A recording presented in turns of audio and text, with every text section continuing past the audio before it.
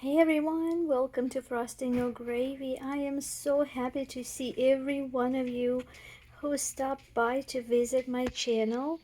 I appreciate every one of you guys so very much, more than you know. And today I'm offering you my recipe for Armenian winter ferment.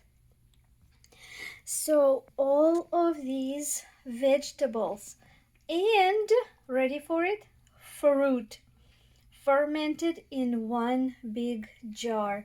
This is the recipe that's been done by my ancestors for many generations.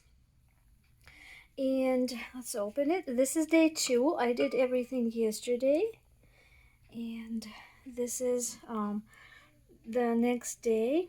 And as you can see, the veggies are starting to get colored by the beets. The purple there is juice from the beets.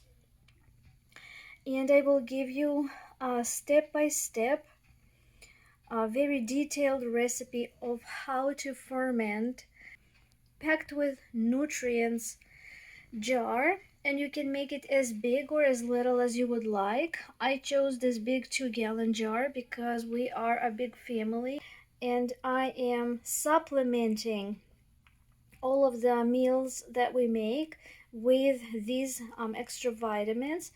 I try to put a little bit of these fermented vegetables on the side with every meaty dish that I make.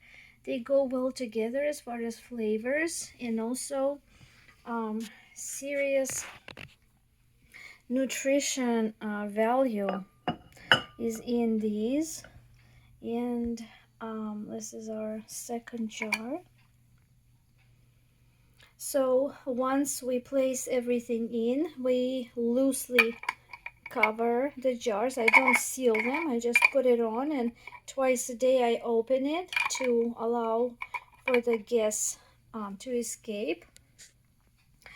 And there is cabbage there, purple onions, carrots, little baby cucumbers, beets, celery root, radishes, apple slices, plums, green beans, cauliflower, all of the veggies that make our body work as a machine, keep that engine running. And guys, I am going to place a large dish underneath each of my jars, because as everything ferments, this is only day 1, so it's too early. I mean, it's only been 24 hours, but as the time goes by, there will be a lot of bubbling happening, and the gases, the ferment, will start pushing our vegetables up, and we may have some of the juices spill. So I recommend putting a dish underneath that will catch the excess liquid, whatever runs down. There's no kombucha inside. I just used a jar that says the kombucha shop on it, but whatever didn't fit in this 2-gallon jar, I put in this 1-gallon jar. And this is going to sit like this and ferment all winter long. This can last for 3 months easily. Not that it will, because we will eat it up within 3 months, and then I will make another one. But I hope you guys also make it, give it a go, and I hope, as always, that you guys enjoy. Hey everyone, welcome to Frosting Your Gravy. Hi there to all of my frosting lovers and gravy fans.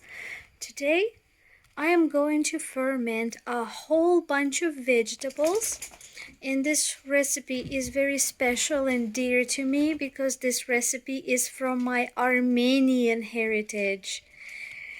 And I have a question to you guys around the world, wherever you're watching me from. I would so love to hear from you in the comments if you can tell me if you ever met any Armenians, and if you have any Armenian friends even, and even more interesting, if you ever tried Armenian food, Armenian cuisine. One of the most delicious things is the fermented vegetable bunch, and it's end of the garden season. Garden is dying down, coming to an end, and that means it's time to um, preserve our veggies. We ate as much as we could. I pickled a bunch, and today I just want to do the big assortment of all of these veggies, and the end is so delicious. Oh my goodness, I promise you it will not disappoint. This is the way my ancestors have been preserving the vegetables for the winter for many generations. My grandma has done that in our cellar.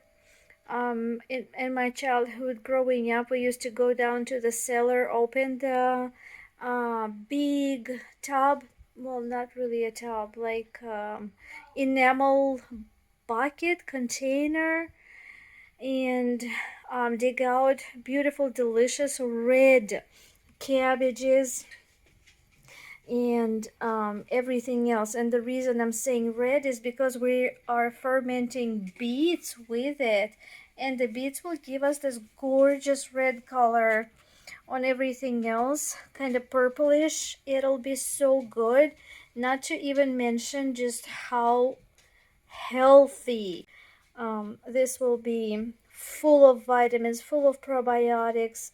Guys, this is, if you don't have room in your freezer, like I don't have room in my freezer to chop everything up that's left over in the garden and put it in like the gallon Ziploc bags and preserve it for the winter that way, fermentation is one of the best ways, because you're also getting much needed probiotics in your diet all winter long, or however long these will last in your family.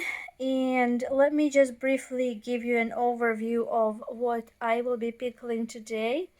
And it's these little cucumbers, celery, regular cabbage, and cauliflower, carrots. There's a green apple there that I'm going to slice up.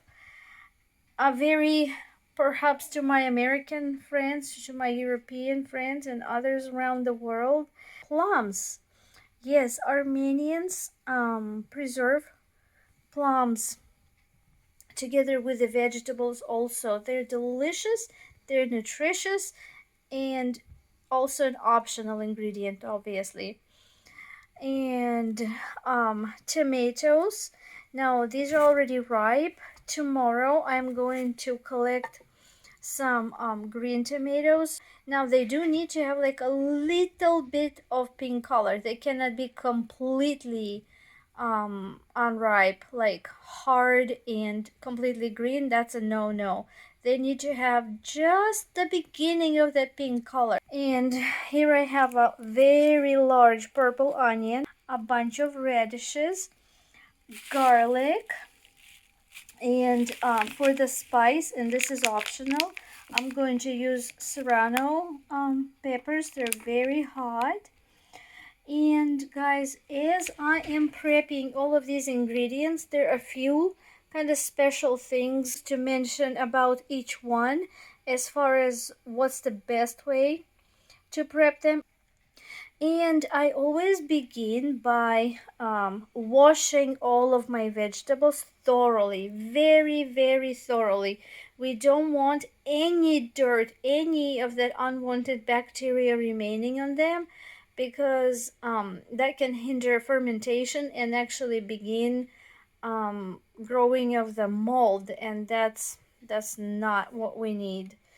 So thoroughly under running water, I wash all the vegetables. That's step one. Step two, I peel what needs to be peeled, the root veggies. So the beets, I'm about to peel my beets, slice them. The color is necessary to beautifully color later on all of these vegetables to give them that beautiful purple tint. We don't want to throw away the water in which we boil our beets. I have 3 beets right here. So I will peel them, slice them, and boil them for 20 minutes. Bring them to a boil. Start the timer for 20 minutes from the point of boiling. And I will also peel my carrots. And as the first ingredient that I'm going to be working with is beets, I wanted to mention to you guys that do not discard the tops you have if you have the green tops. Do not discard them, because I will cook scrambled eggs using the green tops from the beets tomorrow morning for breakfast, and I will record it and show you guys how our people use these. And I mean, if you're looking for a natural way to add vitamins to your diet without swallowing a whole bunch of different supplements, I think it's just easier to eat healthy rather than to remember to take all these additional pills. Look for ways ancient cultures use herbs, and you'll find yourself much happier and healthier. So, using the way of my ancestors, tomorrow I am making scrambled eggs, and I will show you guys how easy it is. And I cannot show you the taste of it. You'll just have to make it yourselves and judge for yourselves, but I can only promise that it's delicious. I'll show you how I'm cutting the cabbage. So first, in half. When I cut it in half, I run the knife along this rib line. Then I cut out this hard end piece, or it runs kind of to the center. I don't know the name for it, but I cut out the core out of each half. I will do the same with this one. I just stick the knife here and run it down, down, down all the way. Then I do the same on the other side, stick the knife in the center and run down, down, down, and then I remove this part. And now that the core has been removed, I will cut it, my cabbage, into stripes.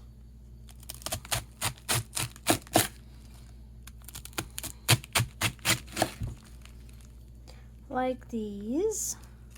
1, 2.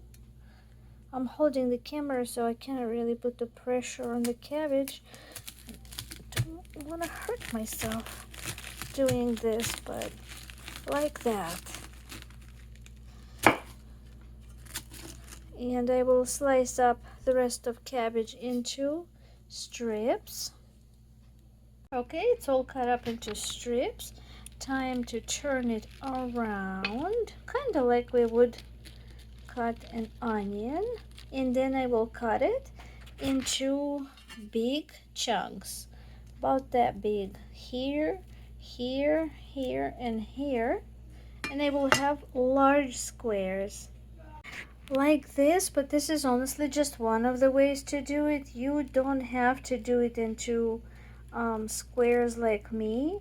You can leave it as strips, or you can just take this and cut it into large chunks completely randomly. There is no right or wrong way to do it. There's no specific pattern for fermenting the cabbage. Just I prefer little bite size. So when this is done and fermented, I prefer something that I could fork up and eat. The cabbage here is all done. Now I'm moving on to the radishes. And just as with beets, if you happen to have green tops with your radishes, save them, wash them really well, and add them to the same dish with beets tops.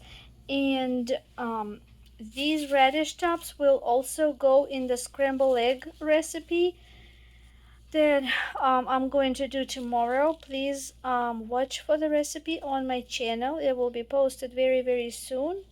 And I hope you guys will learn a new way if you haven't done your scrambled eggs with the greens like these yet.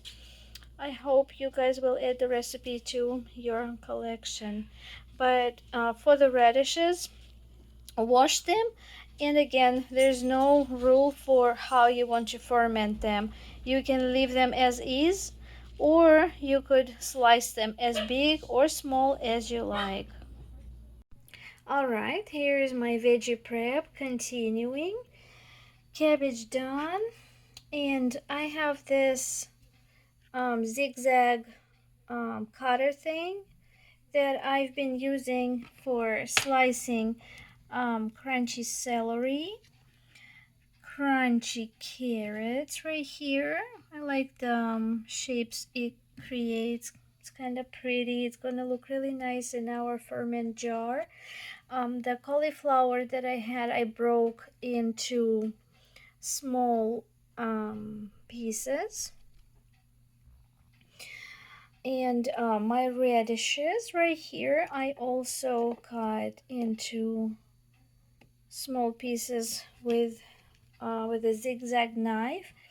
And now let's prep our cucumbers. We need to remove the ends like this.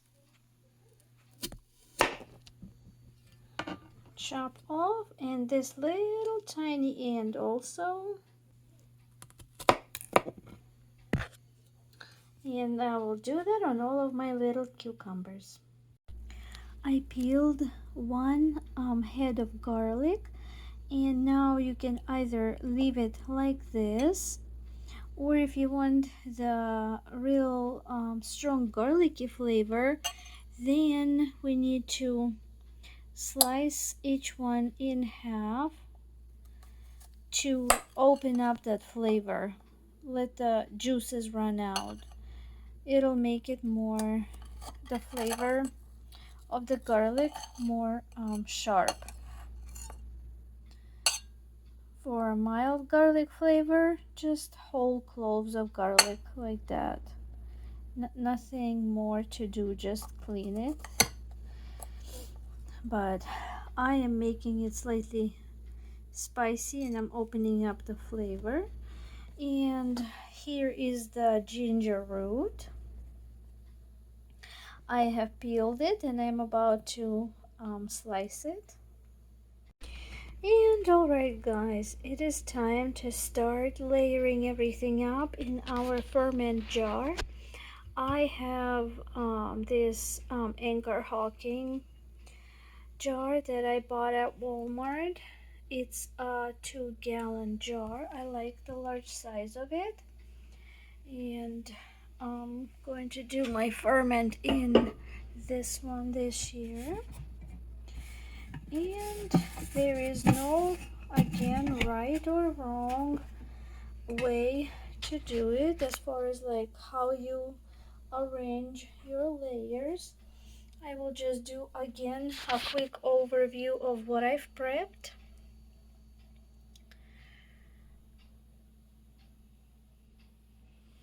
Plums, celery, tomatoes, radishes, cucumbers, cauliflower, carrots.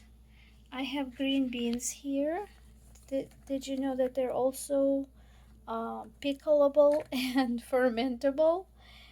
Fresh green beans are very good to ferment as well as pickle. Someday we'll do the recipe for that. Here is my shredded cabbage, the onions, ginger root, and here I have a green apple that I also sliced up, garlic, and my cooked beets, and well, let's do it. So in the bottom of the jar I am laying the cabbage. Next, for color, let's add these beautiful purple onions.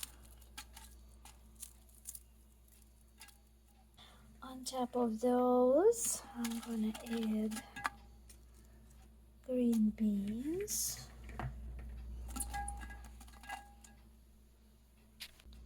some celery,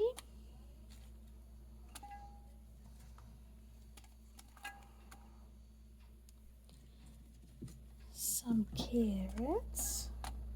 Actually, let's arrange the carrots at the edges for a pretty pattern. When we look at our jar from the outside, that'll look very, very festive. I like that. I like making things kind of cool looking. Next, I'm going to layer some apples.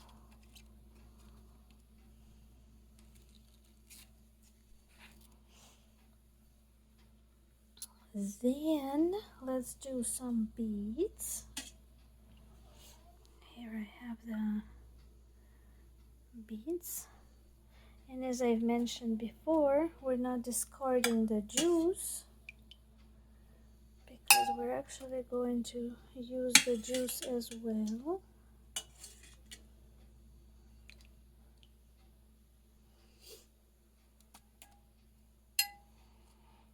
I'll add that here and there. Perfect.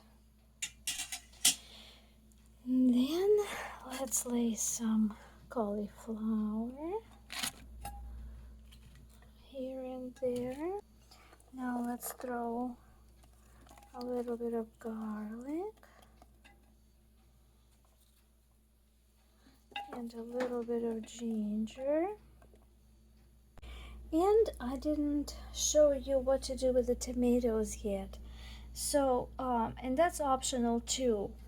For tomatoes, in order for them not to burst when they become full of our delicious brine, because you know all the veggies will absorb the liquid, but because tomato has such taut skin with a lot of juice inside, sometimes the skin just kind of busts and they become a little bit unsightly.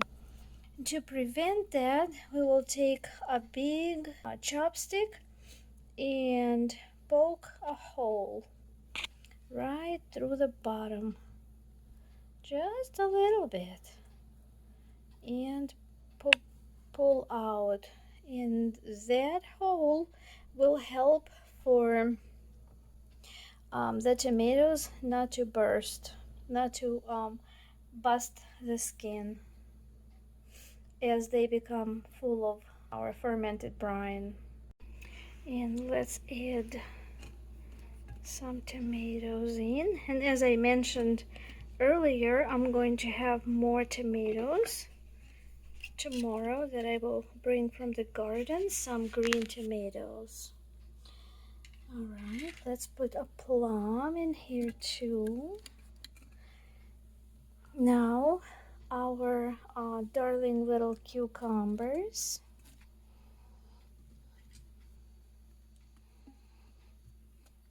And guys, in this way I will continue doing all of the layers. Let's get a handful of radishes too. and put them in. And I will begin again and make another layer, beginning with this cabbage. And in just a random order, I will fill up my jar. And guys, my jar is full. I think it looks really good. And in the end, I decided to add one very hot pepper. And I'm not going to cut it up because I don't want to open up all the heat, all the bite, the spice. So I'm just gonna put it in my jar as is, the whole piece. That way it will be mildly spicy. And I have a whole bunch more veggies left over, so I brought another jar and I'm about to fill this one up too, and then we will make the ferment water salt solution. And here's my 2 jars filled up.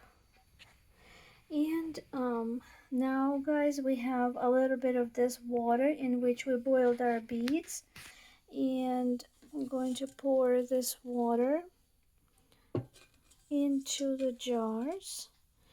More water into this very big jar.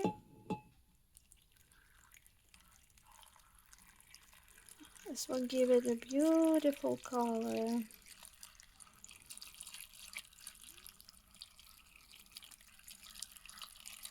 And some water will save up for this smaller one. This is a 1 gallon jar. Look at that. How nice. And some more right here. It's going down. And now I will show you how to make our water solution. And now we're going to flavor our future brine with some bay leaves. Because I'm using a really large 2-gallon jar, I will do like 3, 4 for the 1 gallon. I can do just these 2 will be enough. 1, 2. There. That's perfect. And some black peppercorns. Maybe about 10-15 peppercorns. And this is my 2-gallon jar. So a few more than 10 peppercorns here. And let me explain about the water solution, guys, as far as proportions. So whatever your capacity is of your container, for example, this is a 2-gallon container. The idea is that you will fill it up slim full with veggies, and when you pack it down really well, there should be room for 1 gallon of water. So in a 2-gallon container pack filled with vegetables, 1 gallon of water will fit. This is a 1 gallon jar packed with veggies. So the idea is that half a gallon of water should fit here. And the brine is super simple. It's just salty water. And for 1 quart of water, it is 2 to 3 tablespoons of salt. Now, I know there's a big difference between 2 and 3 tablespoons of salt, but Remember that your veggies will ferment regardless of how much salt you put in. Salt is not required for fermentation at all. As a matter of fact, you can omit the salt and just pour water and you'll still get a beautiful ferment. Salt is just a flavor in our fermented veggies. So what you do need is sugar. That's what begins fermentation, and we have plenty of sugar, naturally occurring sugar in our vegetables here. Like carrots have quite a bit of sugar. Remember that I've added plums, they have sugar. I've added apple slices right here, they have sugar. And even veggies that don't taste sweet still have the sugar, and that's what's going to start our fermentation. So the proportions of salt vary in different recipes, and that's normal. But the way it's been done in our culture, since I'm sharing my Armenian recipe with you, it goes for 1 quart of water, it is 3 tablespoons of salt. So, however many quarts you will need to fill up your jar, you'll just have to multiply that by 3. And I'm about to prepare my salt water solution, pour it in, and loosely set the lids on. I will not tighten the lid, and I'm going to leave it on the counter. Now that it's October and the temperatures dropped drastically outside, it's actually in mid 30s, and that means fermentation will be slowed down. It will not ferment as quickly as when the temperatures were in the 60s, but it's going to be beautiful and delicious and super nutritious.